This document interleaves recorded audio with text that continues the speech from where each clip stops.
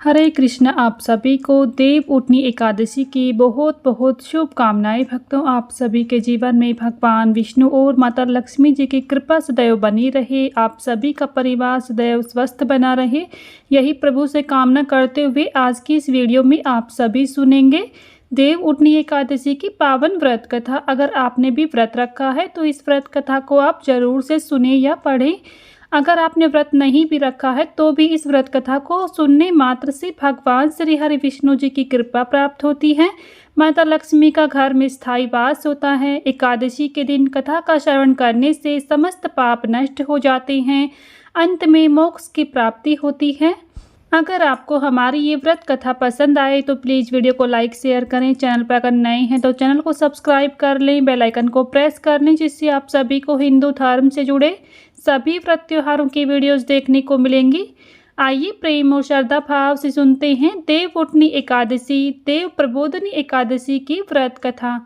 प्रेम से बोलिए भगवान विष्णु की जय, माता लक्ष्मी की जय, भगवान श्री कृष्ण जी की जय। देव उठनी एकादशी साल की सबसे बड़ी एकादशी है।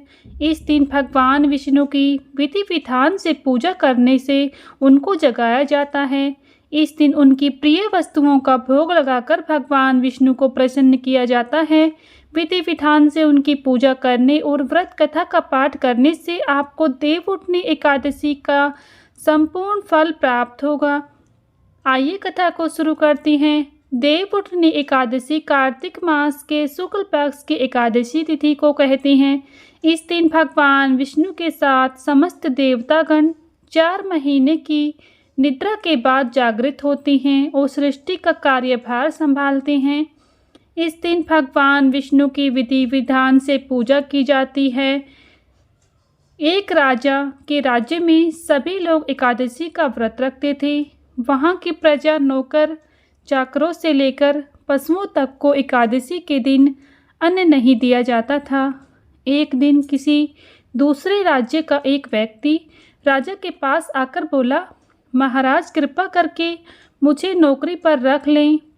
तब राजा ने उसके सामने एक शर्त रखी कि ठीक है, रख लेते हैं, लेकिन रोज़ तो तुम्हें खाने को सब कुछ मिलेगा, परंतु एकादशी को अन्न नहीं मिलेगा।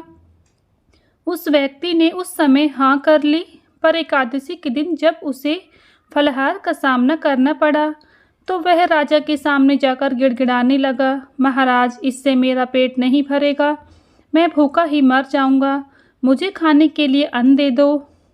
तब राजा ने उसकी शर्त को याद दिलाते हुए फिर भी वह अपनी बात पर अड़ा रहा, अन्न छोड़ने को राजी नहीं हुआ। तब राजा ने उसे आटा, दाल, चावल आदि दिए।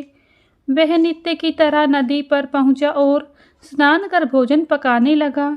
तब भोजन बन गया तो वह भगवान को बुलाने लगा, आओ भगवान, भोजन तैयार हो गया है। उसके बुलाने पर पीताम्बर धारण किए भगवान चतुर्भुज रूप में आ पहुँचे और प्रेम से उसके साथ भोजन करने लगे। भोजन आदि करके भगवान अंतर्ध्यान हो गए तथा वह अपने काम पर चला गया। 15 दिन वह बाद फिर अगले एकादशी को वह राजा से कहने लगा कि हे महाराज, मुझे दुगना सामान दीजिए, उस दिन तो मैं भूखा ही रह गया। राजा ने कारण पूछा तो उसने बताया कि हमारे साथ भगवान भी खाते हैं, इसलिए हम दोनों के लिए ये सामान पूरा नहीं होता है। यह जानकर राजा को बड़ा आश्चर्य हुआ। वह बोला, मैं नहीं मान सकता कि भगवान तुम्हारे साथ खाते हैं। मैं तो इतना व्रत रखता हूँ, पूजा करता हूँ, पर भगवान ने मुझे कभी भी दर्शन नहीं दिए हैं। राजा की बात सुनकर वह बोला, महाराज यदि विश्वास ना हो तो साथ चलकर देख लो। राजा एक पेड़ के पीछे छिपकर बैठ गया।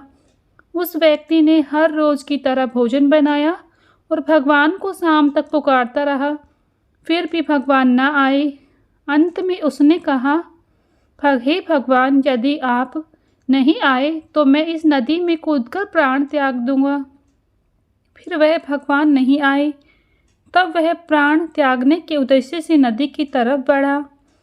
प्राण त्यागने से उसका दृढ़ इरादा जान शीघ्र ही भगवान ने प्रकट होकर उसे रोक लिया और साथ बैठकर भोजन करने लगे।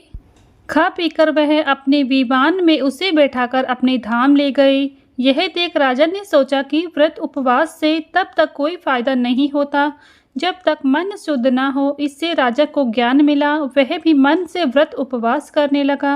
अंत में राजा को भी स्वर्ग की प्राप्ति हुई। देवउठनी एकादशी की दूसरी कथा के अनुसार एक समय भगवान नारायण से लक्ष्मी जी ने कहा, हे नाथ, अब आप दिन रात जागा करते हैं और सोते हैं तो आप लाखों करोड़ों वर्ष तक को सो जाते हैं। उस समय समस्त चराचर का नाश भी कर डालते हैं।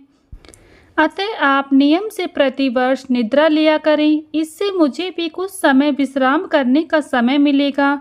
लक्ष्मी जी की बात सुनकर नारायण मुस्कुराए और बोले, देवी, तुमने ठीक कहा। मेरे जागने से सब देवों को और खासकर तुमको कष्ट होता है।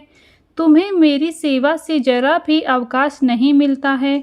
इसलिए तुम्हारे कथन अनुसार आज मैं प्रतिवर्ष 4 मास वर्षा ऋतु में शयन किया करूँगा।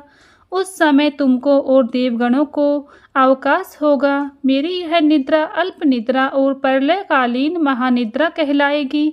यह मेरी अल्प निद्रा मेरे भक्तों को परम मंगलकारी, उत्सवप्रद तथा पुण्यवर्धक होगी। इस काल में मेरे जो भी भक्त मेरे शयन की भावना कर मेरी सेवा करेंगे और शयन और उत्पादन के उत्सव आनंद पूर्वक आयोजित करेंगे, उनके घर में तुम्हारे सहित निवास करूँगा। देवउठनी एकादशी की तीसरी पावन व्रत कथा के अनुसार एक नगर में एक राजा था। उसके राज्य में सभी लोग बहुत दुखी थे। उस नगर में एकादशी को कोई भी अन्न नहीं बेचता और न ही कोई अन्न पकाता था। सभी फलाहार करते थे। एक बार भगवान ने राजा की परीक्षा लेनी चाहिए।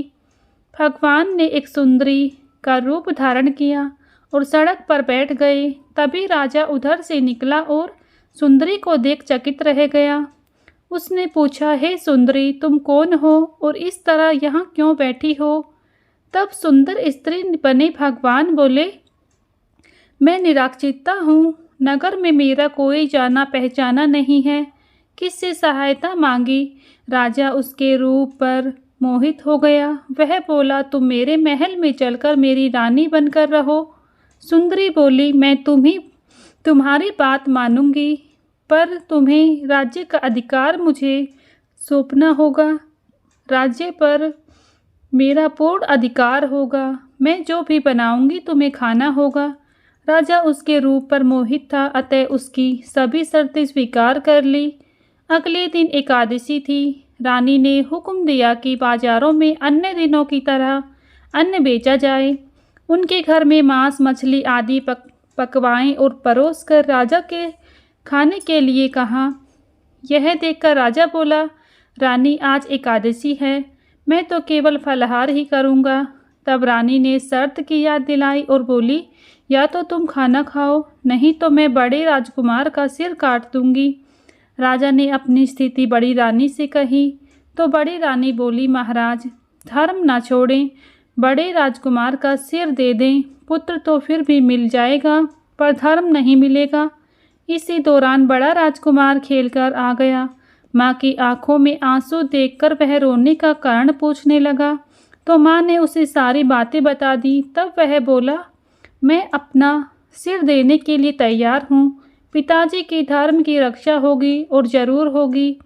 राजा दुखी मन से राजकुमार का सिर देने को तैयार हुआ तो रानी के रूप से भगवान विष्णु ने प्रकट होकर असली बात बताई। हे राजन, तुम इस कठिन परीक्षा में पास हुए। भगवान ने प्रसन्न मन से कहा राजा से वर मांगने को। तो राजा बोला, आपका दिया हुआ सब कुछ है, हमारा उद्धार करें। उसी समय वहाँ एक विमान उतरा। राजा ने अपना राज्य पुत्र को सौंप दिया और विमान में बैठकर परम धाम को चला गया। इस प्रकार राजा के सभी कष्ट दूर हुए और उसे अंत में मोक्ष की प्राप्ति हुई। प्रेम से बोलिए भगवान विष्णु की जय, माता लक्ष्मी की जय, भगवान श्री कृष्ण जी की जय। यहीं पर देवउठनी एकादशी की व्रत कथाएं संपन्न होती हैं। अगर आप सभी को हमारी ये व्रत कथाएं पसंद आई हैं तो प्लीज़ वीडियो को लाइक शेयर करें। चैनल पर अगर नए हैं तो चैनल को सब्सक्राइब कर लें, बेल आइकन को प्रेस कर लें, जिससे आप सभी को हिंदू धर्म से जुड़े सभी व्रत त्योहारों की वीडियोस देखने को मिलेंगी। मिलती हूँ नेक्स्ट वीडियो में, तब तक के लिए सभी को राधे राधे, जय श्री कृष्णा।